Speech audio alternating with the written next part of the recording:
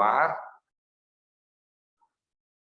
We are recording. So thank you, of course, first of all, to the organizer of this series of webinars by the Cattedra UNESCO in Italy, Elena, Nora, and all the people who have really been behind this initiative. We are very pleased to be here with you tonight as Pavia. And Pavia, some of you know, we have a master program started 24 years ago. So now there is the call for the 25th edition open until 1 week more, in fact.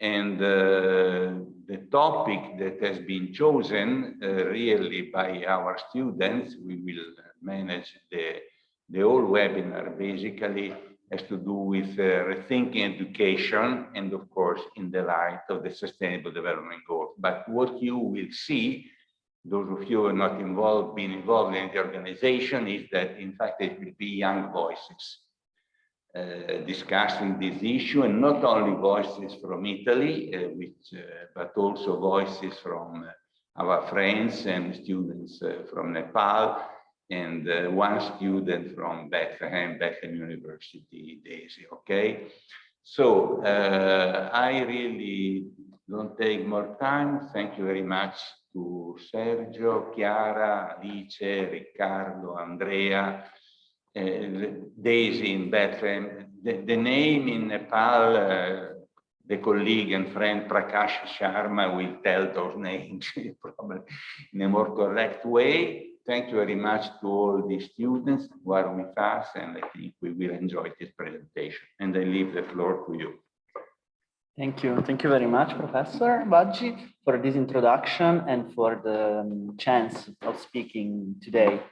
So I'm here for introducing the outcome of a collective work of a group of students coming from 3 different countries, namely Nepal, Palestine, and Italy, and also 3 different masters of this CDN family. So very briefly, we have been asked to reflect on the past, the present, and the future of education, and to stress on the links between culture, SDGs, and education, of course. So we started collaborating as students, and we realized that each of our country was facing difficult and challenges. Of course, the challenges and difficult were of different magnitude and nature, but there were common challenges, and all these challenges were exacerbated by the COVID pandemic that we all experienced. So we started reflecting on a possible solution to these problems, and we understood that the answer to our question was already there. As a matter of fact, the SDGs framework has a good potential, has a great potential actually. And so we started to develop our own theoretical framework of intervention, which we name the SDGs based approach to education. So on that, my colleagues will elaborate later. So you will hear more. So as we work in close collaboration, we organize an organic presentation that will be as follows. Chiara, our colleague, will start by introducing the historical function of education in Italy, and then we'll give you an overview on the main challenges that we identify for the Italian education system. After Chiara, similarly, our colleagues from Nepal will first briefly introduce the MIG program, and then we'll focus again on main challenges that they identified for Nepal. For the third part, similarly, Daisy will present you the situation in Palestine. And to conclude, Alice will illustrate our proposal of the SDGs-based approach to education. Hopefully, this will open a discussion in which we call for your contribution and ideas. And without further delay, I thank you for your attention, and I leave the floor to Chiara. Thank you very much. First of all, we will, of course, share the screen. Okay. Okay. We are ready.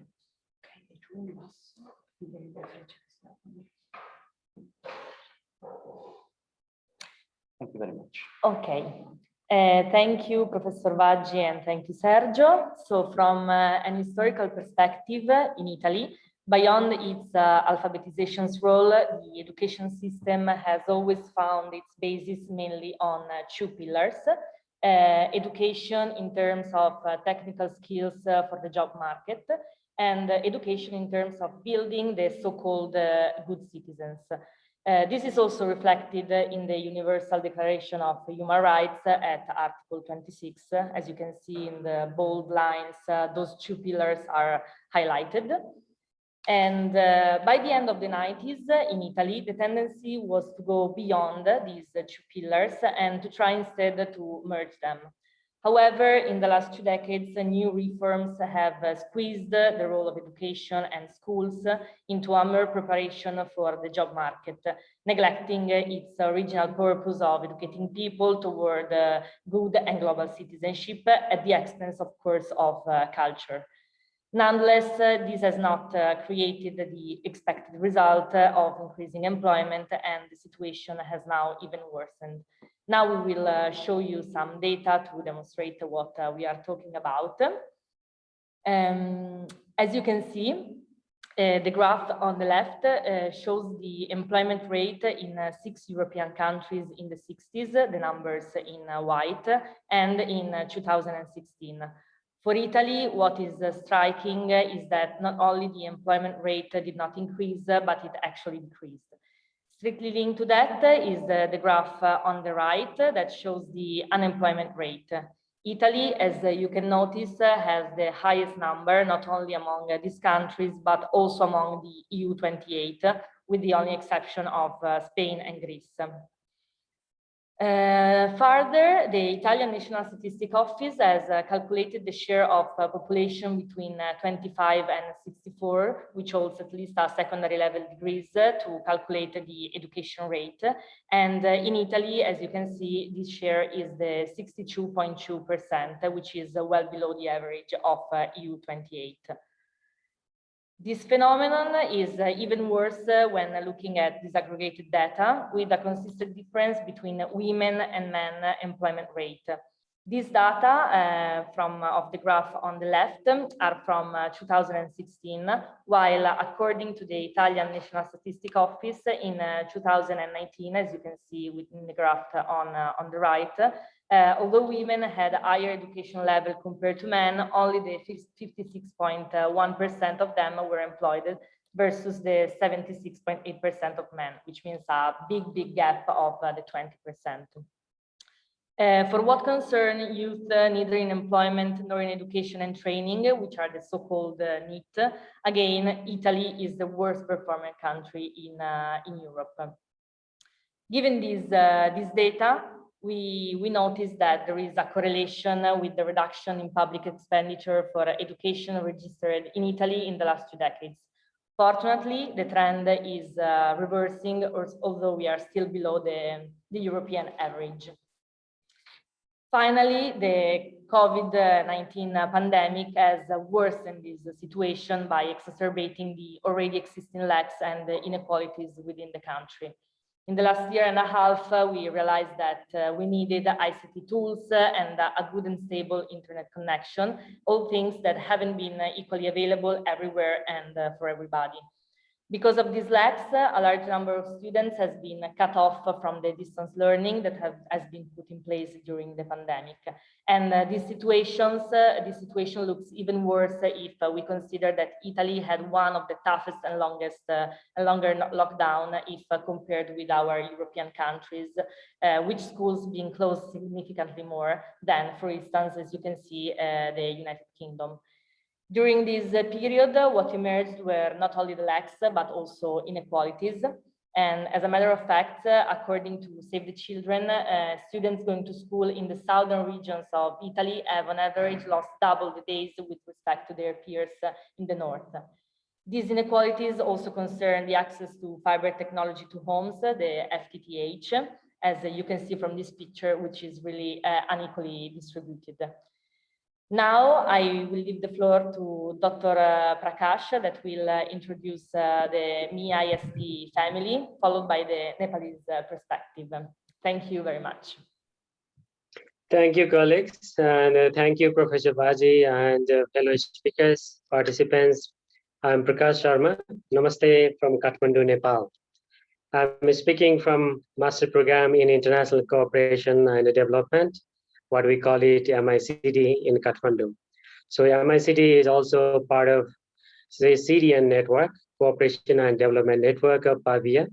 And we have established this program back in 2012 under Midwest University of Nepal.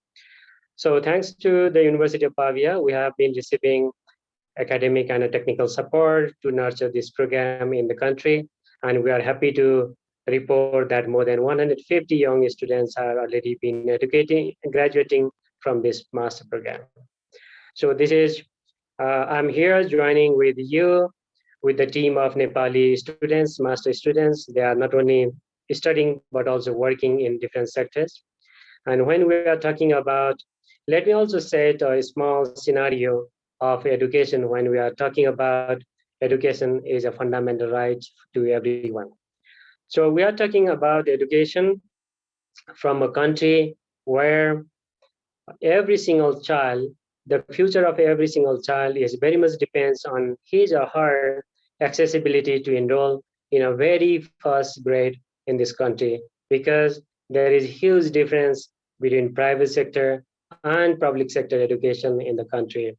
Of course, private sector is more effective and it is more important, but they are limited in city centers and also affordable for only rich people. I'm talking it because over 80% of the children living in a rural part of the country, and they are not having access to private sector education and not even able to afford fees and financial burden for their education. Thanks to the education campaign that we have achieved like 97% children enrolled in education system in very first grade in one class, but more than 50% of them are already dropped out when they are finishing their school education in grade 10. So we have big question about their whereabouts. Where are these 50% children are living with? Probably they are working for their family, or they are doing as a child labor, or they are getting early marriages. So this is a question for planners, for thinkers, and for policymakers. Similarly, we have 500,000 young people coming into job market every year, but there is huge inadequate education and skills that they are supposed to get. As a result, they are either working abroad or working in informal economy, because over 85% of jobs in this country are available in informal sector. So that is not only decent work deficit, but also lack of social protection and the social protection and quality job for their livelihood. So these are the scenarios, and there are a lot of gender-based discrimination between men and women, girls and boys, among the families in the country, among societies in the country. The discrimination starts from choosing their school to continuing their education from class 1 to finishing their education. So these are some reflections that we are having when thinking about, when talking about, when sharing about reshaping education, reshaping approaches for education. With this small note, I would like to hear from our young voices, from our students. I would like to give floor to our students to start their presentation. Over to you, Josna, for your presentation.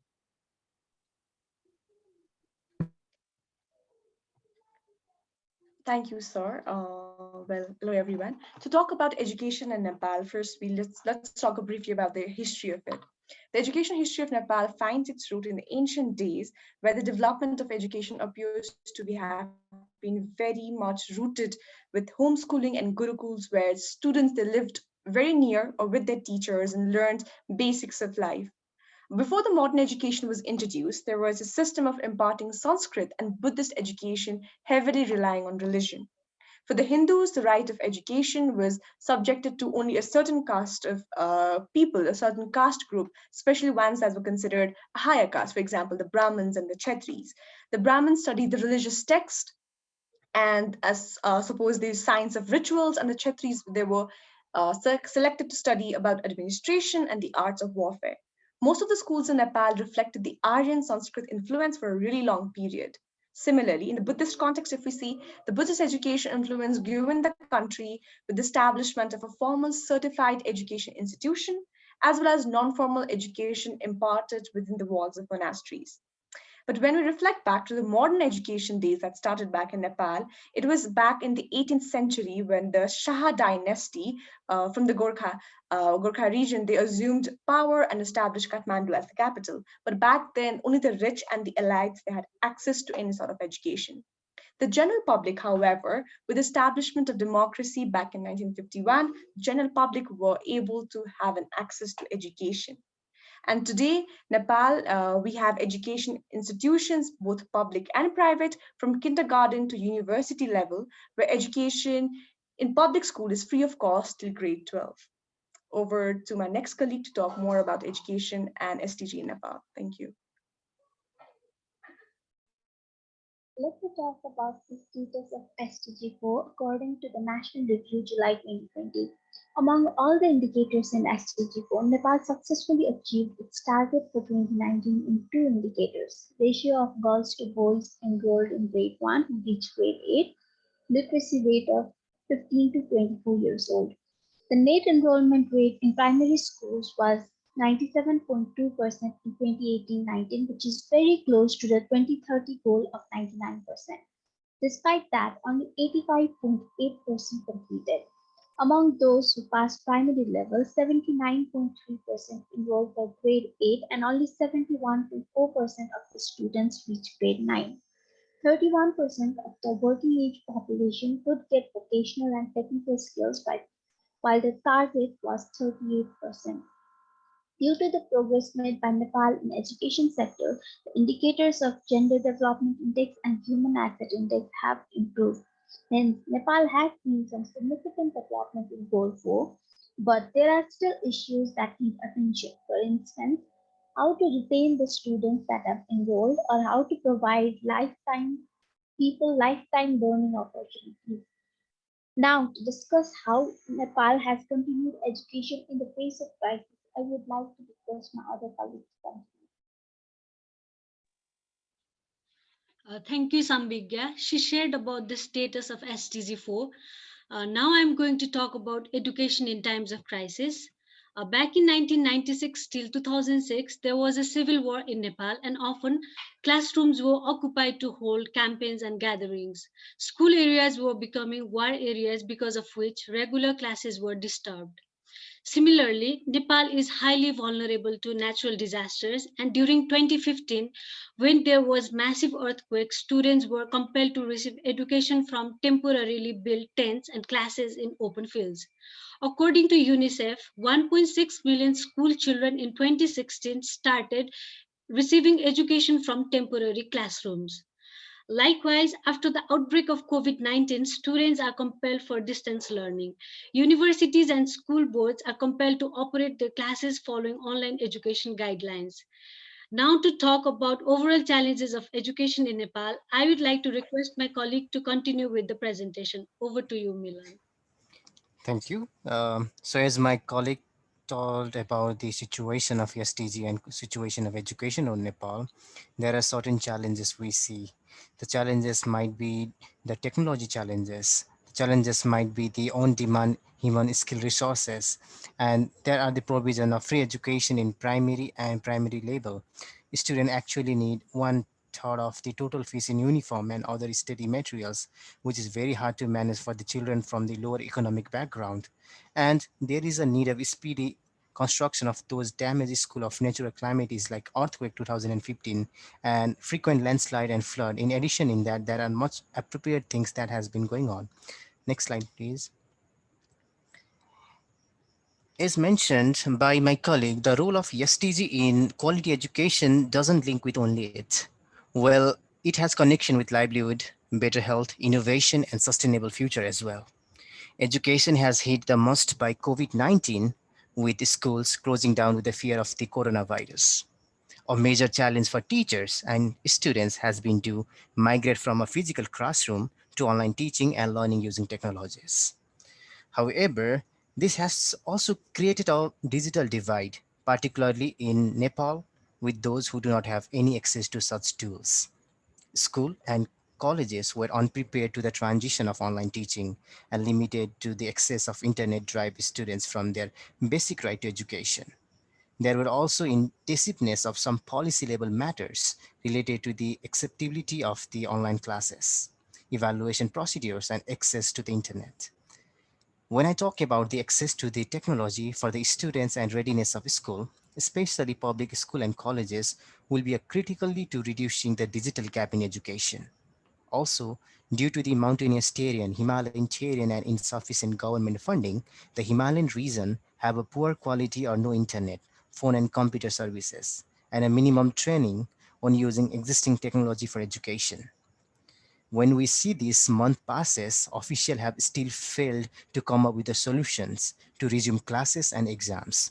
Students now face an uncertain future, with some girls from lower income household facing the lightest risks of dropout. And I believe this is the right time to rethink about education system. We should rethink about the approaches we are doing on the education, and we should focus on the contextual learning and technology to make education possible, and we should implement all the policies and all the laws that can be helpful for the quality education and that can connect technology with the education. Over to you, Sanis. Thank you, Milan. And after hearing what my colleagues have said, you must have had some ideas that Nepal lives in different centuries in terms of education. Bigger cities like Kathmandu are trying to compete globally, whereas in the rural areas, there are very few facilities, and in some, even none. In many places in the country, the students have to walk many hours to reach the schools and have to cross very dangerous bridges, risking their lives. This makes it very hard for many students to have access to an education throughout the nation. So it should be ensured that education is accessible to all the people in all parts of the country. Similarly, we should make sure that there should not be any gender gap in terms of accessibility for the education in the country. This is only possible with the perception and behavioral changes in all levels. Well, prioritizing education to all, sometimes quality is compromised, but we should not forget that we must give the quality education to all the learners in this globally competitive world. In order to make a quality education to compete globally, it will be better to have partnership and collaboration, just as the CDN network, including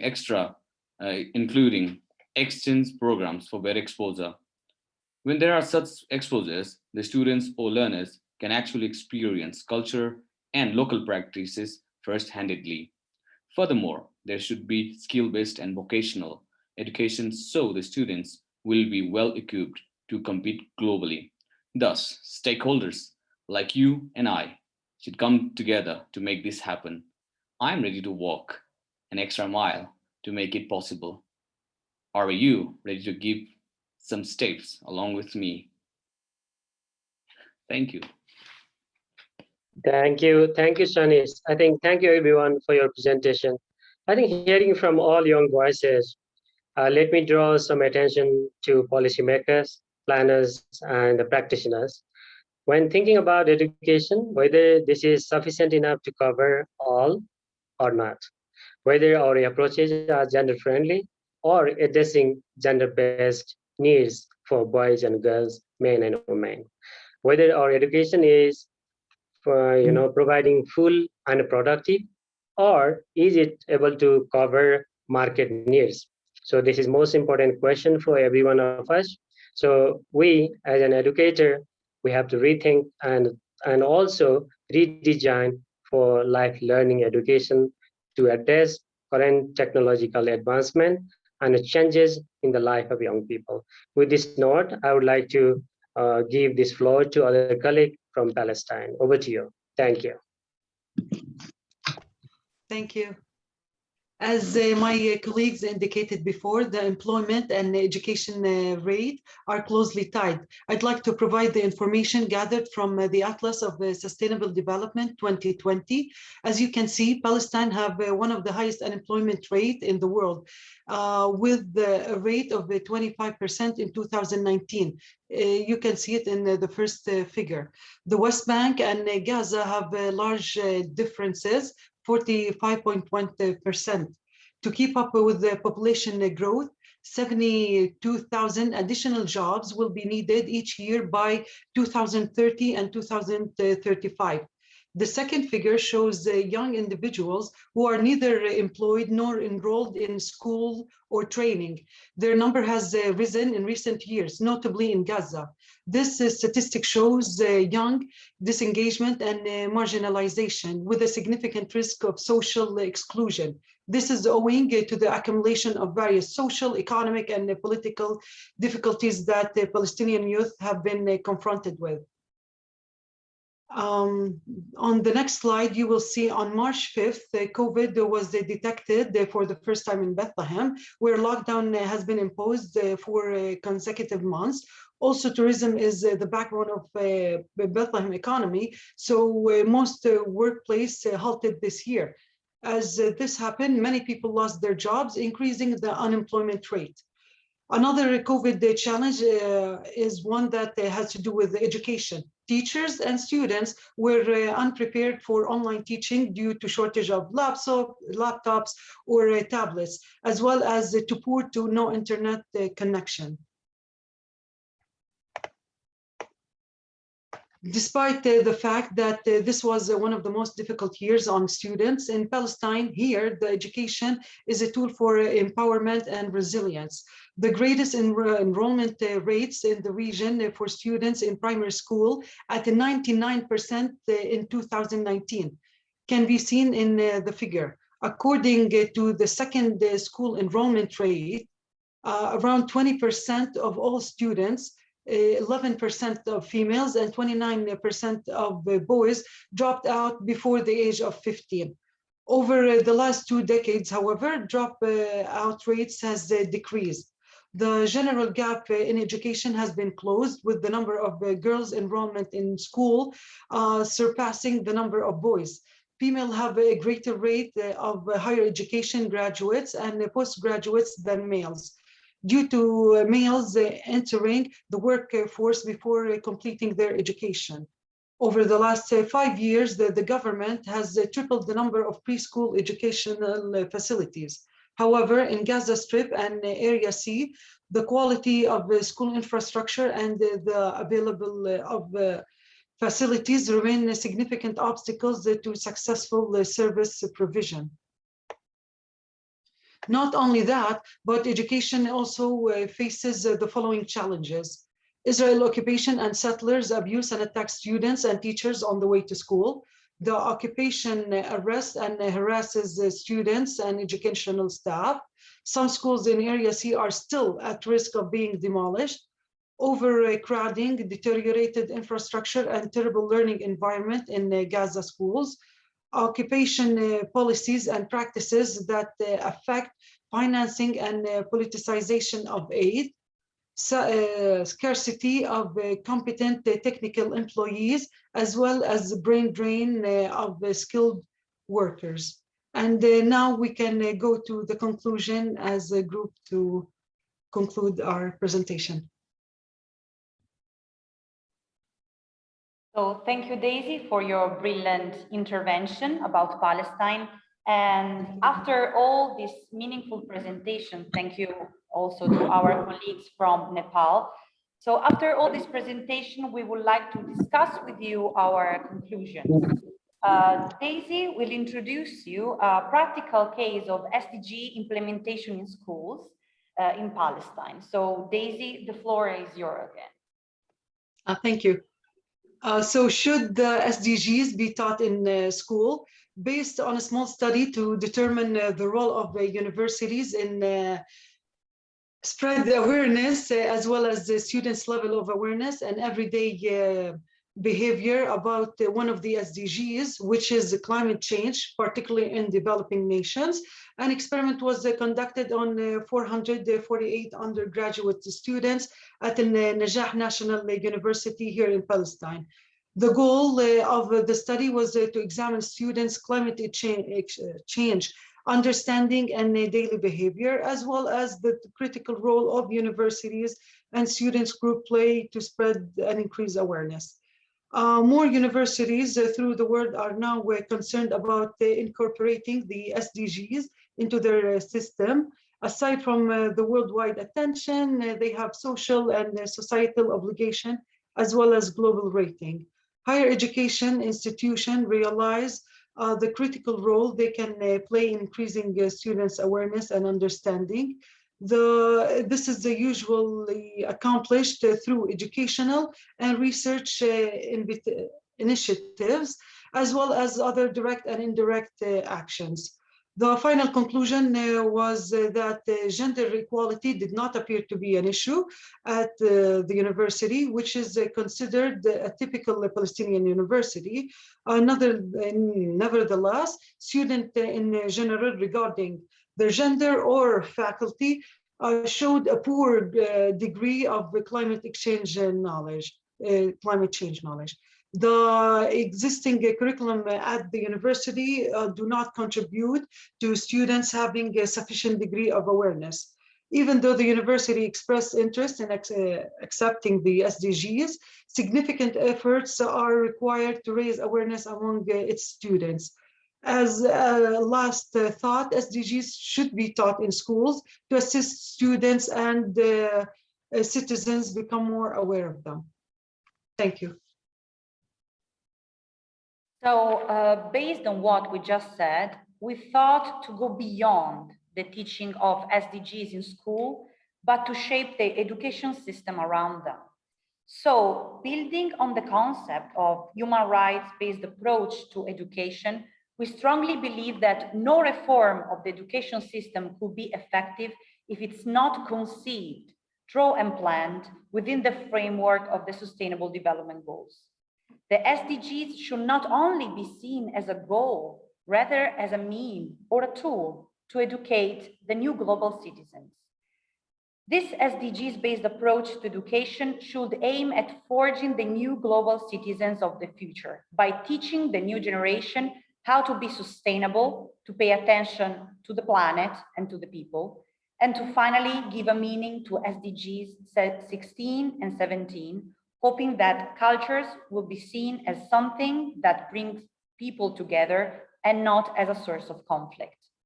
To conclude, we do not think that there's only one right way to do it, as every education system should be built starting from the culture of the country and should promote the culture itself.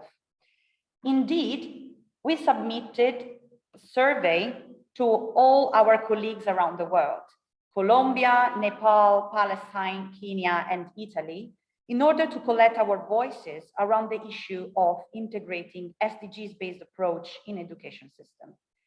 We thank you all for your participation in this small research. These are some of the answers that summarize the general ideas emerged in the survey. So the first vision of the topic is very much pragmatic. This colleague of ours is suggesting to integrate SDGs in teaching materials and in the practicalities of the students' daily life. Moreover, in the second vision is stressing the point about the global citizenship, since SDGs can give a broader vision of the world to the students who will one day become active participants in the future change. The third and the last comment is stressing on the fact that it might be not useful to integrate SDGs in the school system per se, but it is important to promote concepts such as human rights and sustainability. So as we did among us colleagues of the Master Network, it will be important to extend the debate to all of you in order to exchange visions and opinions towards the topic. So feel free to open your mic and share with us your comments. Thank you for your attention.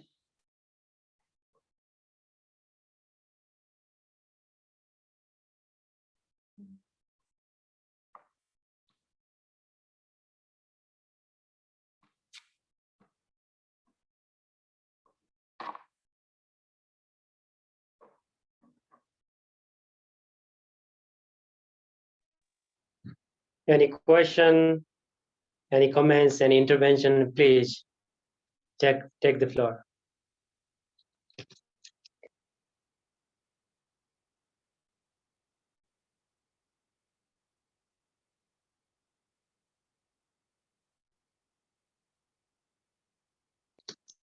You can even put your question in chat box if you are not feeling comfortable to speak in the forum. Please feel free so that our colleagues can answer and they can also put forward your young perspectives.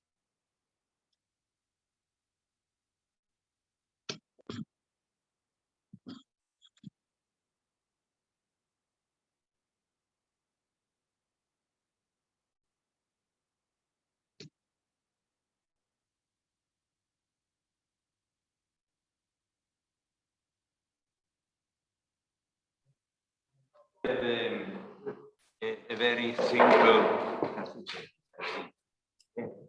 very simple comment on what all these young people have done. Particularly the last slide, I think we all have seen that is, how to say, forward-oriented. Transforming our world, remember, is the title of SDGs in 2015, okay? So being a bit slightly older than this guy, if all these friends, let me try to remind you of the way in which education entered the picture of the debates on development. We go back to the 70s or 80s, and the contribution, of course, of Amartya Sen. And then in the notion of human development, 1990, education and health are fixed there. And then in the Millennium Development Goals, you do have a goal for education, but if you go inside that goal, you see that 20 years ago, when the MDGs, millennium, were debated, education was looked at through, I guess, two major issues. One was primary education for all, which was achieved, by the way, but that was the issue in the late 90s, okay? The second issue was that within the educational system, you have a gender balance. So it was really very much concerned not, you know, letting the girls. So this was the way in which education was looked at 21 years ago.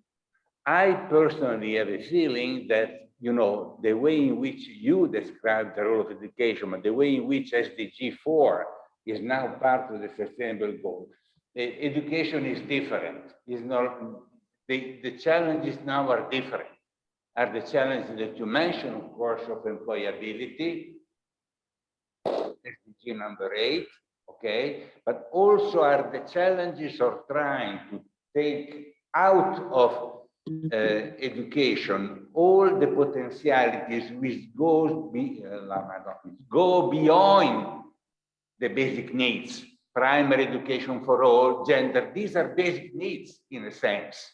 It is not yet to take all the powerful elements. Yeah, education means it's in our head, it's in our heart, in our brain, okay? So now I think that in front of us is a view of education really as a big opportunity. And COVID, of course, has emphasized, underlined, stressed the combination of education and technology.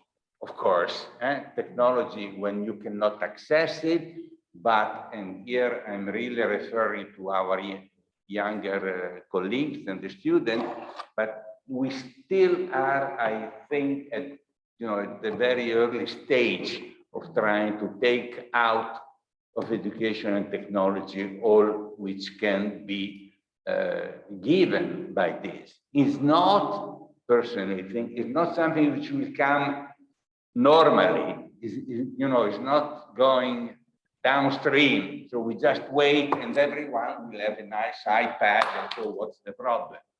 I guess it's a bit more complicated with that. It has to do with what you were saying, the content of the program, and not only accessibility to everyone, but really, I think that now, perhaps for the first time, we have the possibility to think in terms of the the educational system in a kind of really progressive way, which does not necessarily come as that. It could be even regressive. Nothing is given forever, but really we have this, I guess, this big opportunity. The fact that all of you in the three countries emphasize the problem of occupation, unemployment, or as I said before, employability, means that, of course, you cannot take this SDG, all SDG in isolation. You really need to work not only on number 8, but probably number 12, consumption and production systems and all these type of things. Otherwise, we, as economists, we will go on telling the old story that, the labor market is a problem of mismatch. It is not a problem of mismatch in a simple, traditional way. You go, for vocational training and you solve the problem of mismatch. It's a bit more complicated than that, particularly in view of the new challenges and opportunities given by technology. So I think really it is time now, and I'm very happy, and here I promise I conclude, that UNESCO has taken up this issue of education for the Sustainable Development Goals, so education for sustainability. There is the recent publication they have done, which is, I think, extremely important. If, as you have done, meant in this, broader way, not just, I adjust a screw in one part of the engine. It's a bit more complicated, but it's an opportunity. Sorry. Professor, sorry for interrupting. I think we have a question from Justus. Thank you very much for your questions.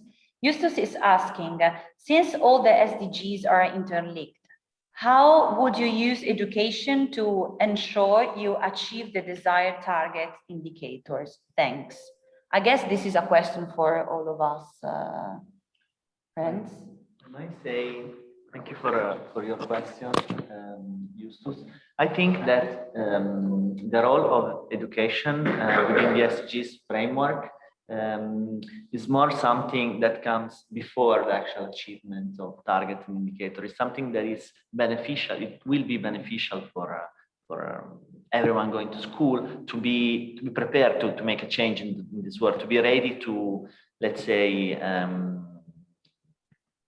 to live and to be an ambassador of the SDGs idea of leaving no one behind, and also of peace and justice and partnership. And in this way, if we, let's say, form a generation of people through education in this way of being sustainable and caring about people, planet, as we said before, we will then easily achieve the education, the SDGs target and indicators, because everyone will be, let's say, on board to reach the target, and therefore it will be easier to do it.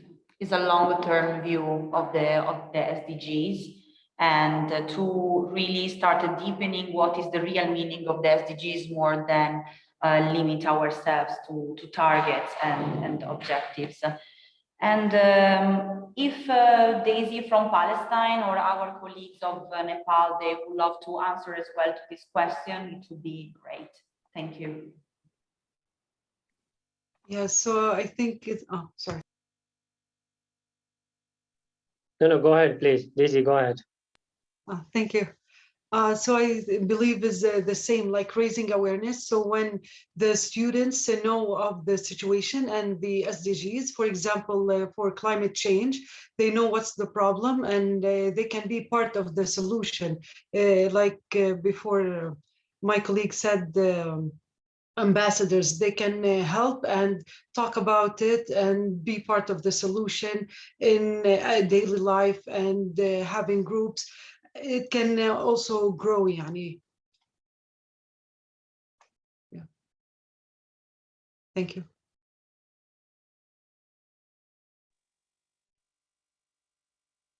May I? If I can respond this, of course, thank you so much, Justus, for your wonderful question. But as you have rightly indicated that SDG as an overarching objective, it is of course interlinked to each other.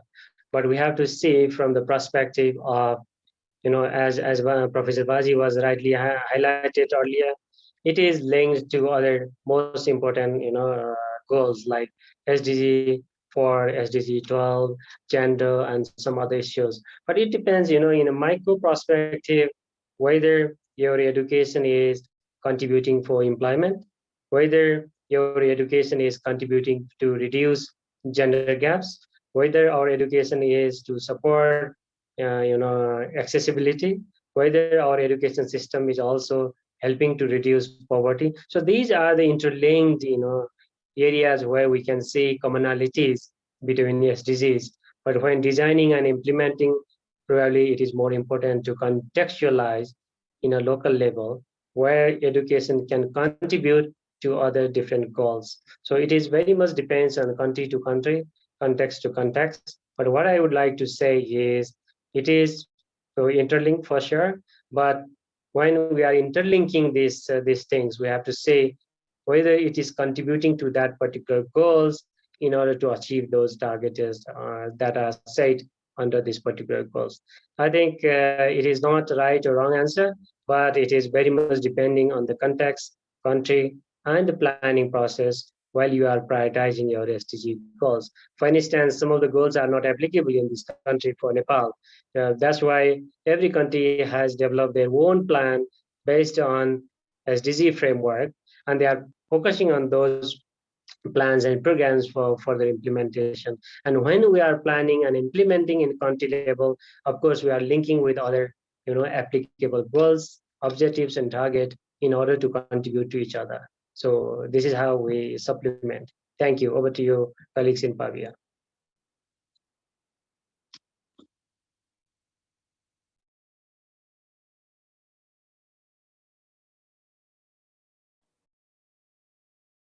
Do someone else from other colleagues in Nepal would like to answer to the question? Otherwise, I think that there is a comment from Savior, one of our colleagues from the master here in Pavia. And Savior says, I also think given that they are interlinked, the underlying factor of the SDGs requires first and foremost a behavioral change, and education especially can shape one's behavior.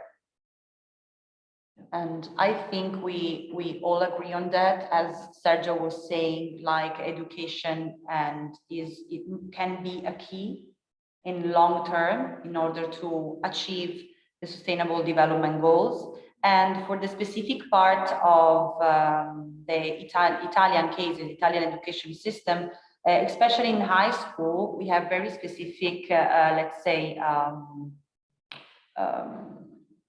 addresses for education, such as we have technical high schools and more literal high schools. I think that it can be given to each school the possibility to choose which SDG they want to adopt, let's say, in order to achieve the didactic objective of the school itself. And as Dr. Sharma was saying, it depends from country to country and from educational system to educational system. Yeah, and this is probably the biggest challenges we will face, to adapt this framework to everyone's own perspective and cultural behavior, let's say. But we are confident that a change is needed, and we are confident that going in this direction, if we catalyze the sustainability into the fastest and the strongest tool for behavioral change, as Xavier was pointing out, then we will have a good chance to make a difference in the future for future generation. For example, we all witness the potential of educating a generation when youth come together to fight for their rights. And I'm referring to, for example, the Friday for Future movement, which was a global movement made of teenagers, and yet they achieved more of, they managed at least to put on the table issues which are super important and were most of the time neglected by people in charge coming from different generations. So again, it's not an easy task, but we have to do it. We have to try it. We have to find a way to.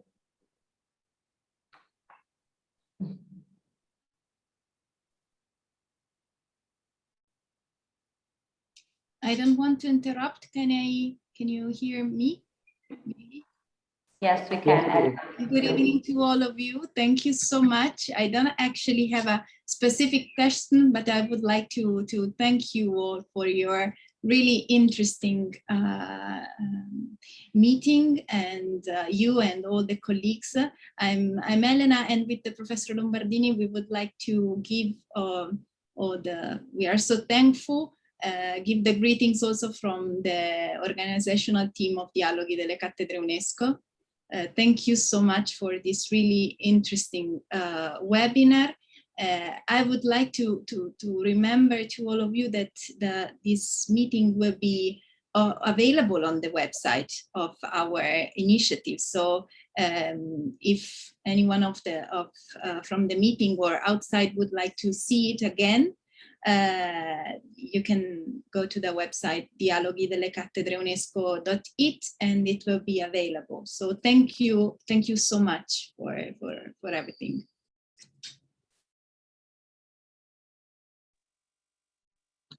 Thank you very much to you, Elena, for this, and all the colleagues for this idea of the dialogues of the Italian UNESCO chairs. I think it's really important and useful, because I guess it also helped us to know each other a bit better for what we are doing, and that it's a great value added. Let me just say, in a way of conclusion, if I may say so, that we started to work in development, and I started many years ago. I'm not going to tell you how many years ago, there will be a bit too many. But even the field of university cooperation, we started really long ago with many other friends in Pavia and in Italy. And I must say, one of the many, you can do a lot of things in development, which are, of course, extremely useful. But particularly thinking what we have been doing during the last hour, and what I have seen over the years, I must say, when you manage to put in touch young people across the world and to give them the opportunities to talk and maybe to know, and hopefully to visit each other. Alice might be in Bethlehem, hopefully in a few months, so you will meet Daisy in person. Okay, I think that's something that it will never be lost in the view of development and of sustainable development. Okay. So, Va bene? Elena, thank you very much again. Grazie ancora. Ecco, thank you, grazie a voi davvero, grazie infinite. And thank you, Elena. Thank you so much. Students who are here with us in the classroom, don't be shy. So we close all together here. What's wrong? Before closing, we just wanted to tell you that today is Professor Baggi's birthday, and so if you may wish happy birthday to him. Happy birthday to you, Professor Baggi. Happy birthday. Wow. Tanti auguri. Auguri. Best wishes from all over the world. Thank you. Best wishes from Nairobi. Very much. Thank you very much. Great. Very happy.